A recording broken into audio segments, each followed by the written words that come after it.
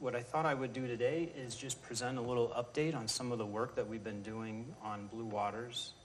This is a 5-year project now, funded through various sources, but more or less work being done by these 3 graduate students.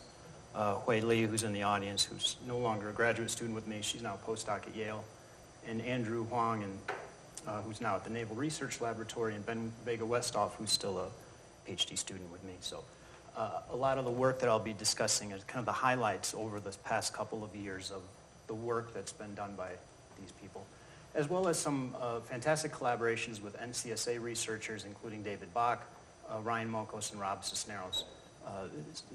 As I'll show, these partnerships have really facilitated a lot of fruitful research products and scientific insights. So, we're talking about tropical cyclones and climate change. Why do we care about hurricanes or tropical cyclones? Because they pose serious risks. Right? They're extreme weather events that cause massive economic damages. Here's Katrina 2005, Harvey 2017, tied now for the most expensive, costliest hurricanes on record.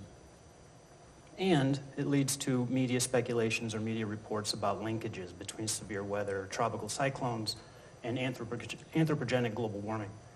And so understanding these connections is really critical for designing or resilient coastal adaptation plans and even understanding basic relationships of how the Earth system works. So how will tropical cyclones change in the future? This is a topic of immense study and debate.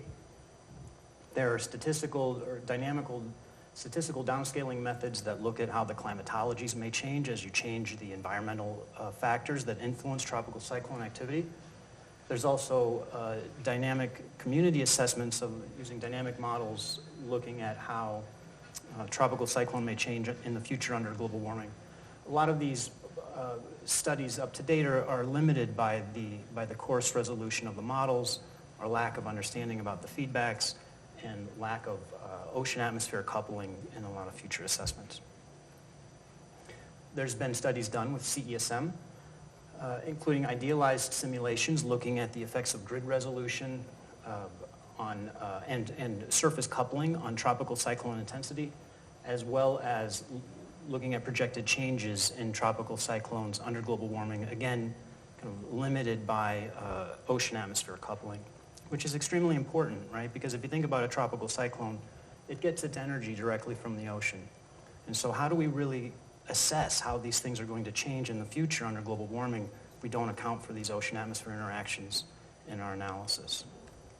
So this opens the door to our approach to the problem, is using a more hierarchical climate modeling experiment or a framework using high-resolution configurations of CESM, the Community Earth System model, which has been discussed kind of previously yesterday, specifically designed or specifically targeted to analyze this tropical cyclone climate relationship. Blue waters is very well suited for this type of application of the model because the model scales well to about 15,000 cores or so, including the coupled model at high resolution. And the model has already been used on blue waters by other groups, including Don Webbles and Susan Bates at NCAR. So there's a lot of area for collaboration there. And we performed extensive load balancing. When I say we, I mean Hui performed extensive load balancing on blue waters to really kind of maximize or optimize our computational costs. The major challenge in all of this is that we're trying to analyze weather in a climate model. So this is really difficult. We're looking at fine spatial resolutions, right? We're looking at about a 25-kilometer atmosphere globally, coupled to a nominal 1 degree ocean. This is around quarter degree in the tropics, lower resolution at high latitudes. But the tropics is what we care about specifically for this project.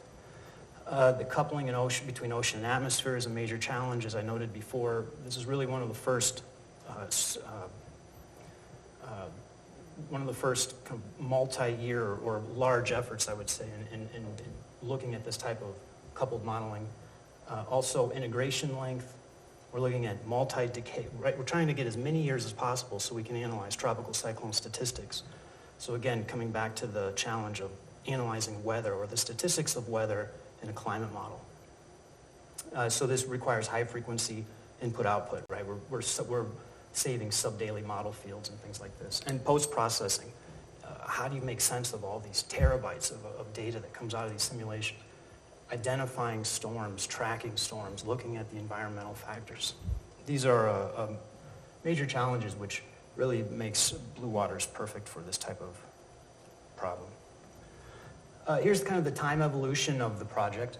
Starting in 2015, we started a high-resolution pre-industrial control simulation where just running under pre-industrial forcing, coupled, 25-kilometer atmosphere, 1 degree ocean, and just looking at the tropical cyclones. So in these high-resolution models, the cyclones just occur kind of organically or spontaneously within the model. And then after 30 years or so, we started running sensitivity analysis where we started cutting feedbacks.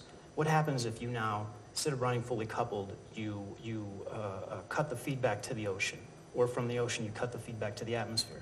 This allows you now to gauge how much of an effect this coupling has on the tropical cyclones within the model. And as well, we also flipped the CO2 switch, where we said, okay, we have pre-industrial conditions. Let's now just crank up CO2 to 4 times pre-industrial level and just see what happens to the tropical cyclones in the model. Again, just trying to maximize the number of years that we can run. So the total cost of all of this, here's the people involved, kind of Hui starting out, Hui and Andrew kind of looking at the coupled models, and then Andrew and Hui looking at the climate response model results. So the total cost of all this was around 40 million core hours, again with extensive load balancing to try to make this as economical as possible. And the total size is about 100 terabytes with monthly, daily, and sub-daily fields. And the data is available through the Earth System Grid or NCAR's Climate Data Gateway, kind of in collaboration or in coordination with Susan Bates and Gary Strand at NCAR. You can access some of the data. Here's an example.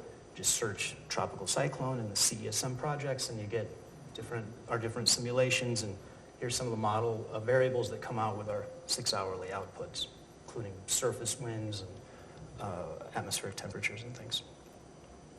Okay, so what I thought I would do, kind of with a few minutes here, is just go through a couple of the key highlights from first looking at the tropical cyclone impacts on the ocean, ocean versus or atmosphere only versus coupled simulations, and then finally the response to CO2. So all of these things have been published to a certain extent. The response to the CO2 is still brand new work that we're still trying to make sense of.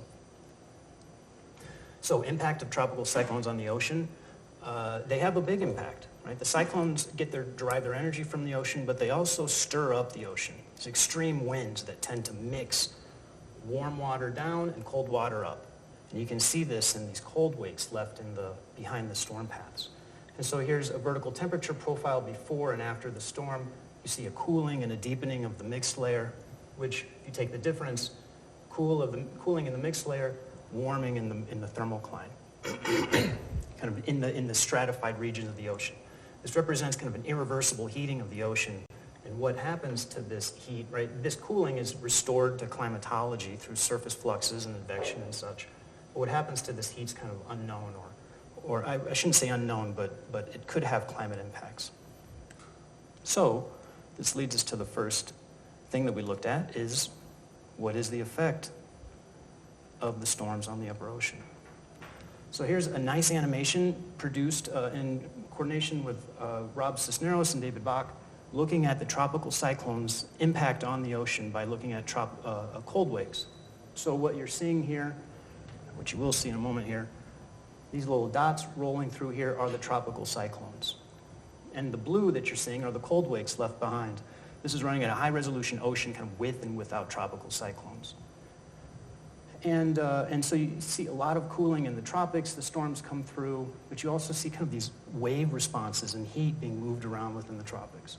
So that's quite interesting. So they said, wow, tropical cyclones really cool the surface. What happens if we go down beneath the surface? So here now we're looking at 100 meters depth within the ocean. Right? So you're looking at, you'll see here some across the tropical Pacific. You see some cyclones here at the surface. Now they're cooling the surface, but the cooling is injecting heat into the tropical thermocline. And you'll see a big event here in the Western Pacific that even can initiate these internal oceanic Kelvin waves. These Kelvin waves redistribute heat across the tropics. These can actually initiate El Nino events in real life. In the model, we can initiate El Nino events with a well-placed tropical cyclone in the Western Pacific. So what's cool about this is, again, we're looking at now, we're framing the weather within a climate context, right? This is a model result showing a direct linkage between an extreme weather events and interseasonal to interannual climate variability within the tropics. All right, I'll breeze through a couple of these things. We look through coupled atmosphere-only sensitivities. We find that coupling matters big time for the tropical cyclone intensity in the model. If you cut the feedbacks, the storms become more intense because you're not getting the interactive mixing. And we see that here. If you look at storm composite of evolution around peak intensity, this is atmosphere only. You see no response in surface temperature, right? Surface temperature is prescribed. Coupled model, you see a strong decrease in surface temperature. This reduces peak intensity, reduces surface fluxes. New stuff, we had the great idea, said, hey, we have a few million core hours left over. Let's ramp up CO2. Ramp up CO2, you get a huge response in surface temperature, right? Huge response in the temperature distribution, spatial patterns of temperature. Gives us a nice opportunity to look at how do tropical cyclones change under extreme warming scenarios. This is track density, coupled model, 4x CO2, number of events per year, wind distribution, intensity distribution per year. Main finding is that under the 4x CO2 conditions, we see a large decrease in the number of storms across all basins, but an increase in the most intense storms. What this means is really there's fundamentally a trade-off between the additional SST or the additional heating and the additional, which benefits storm intensification, and the additional tropical wind shear, which inhibits storm formation. So there's less storms that form, but once they do form, they have the potential to reach a higher maximum intensity. Ongoing work, we're trying to look at some statistical methods now. How do we combine the dynamical models or the numerical models with the statistical models to try to improve our numbers or our sampling numbers so that we can really analyze tropical cyclone statistics? One way of doing this is comparing with these downscaling methods, as I mentioned before, such as with Carey Emanuel. Other methods are invoking statistical or regression models to look at large-scale environmental factors that affect storm evolution. So some conclusions. We looked at multi-decadal simulations examining relationships between cyclone-climate interactions. The coupling significantly influences cyclone activity, and the feedbacks are important for understanding climate change assessments. Increasing CO2 leads to reduction in overall storms, increasing intensity of most intense storms. Okay, thank you.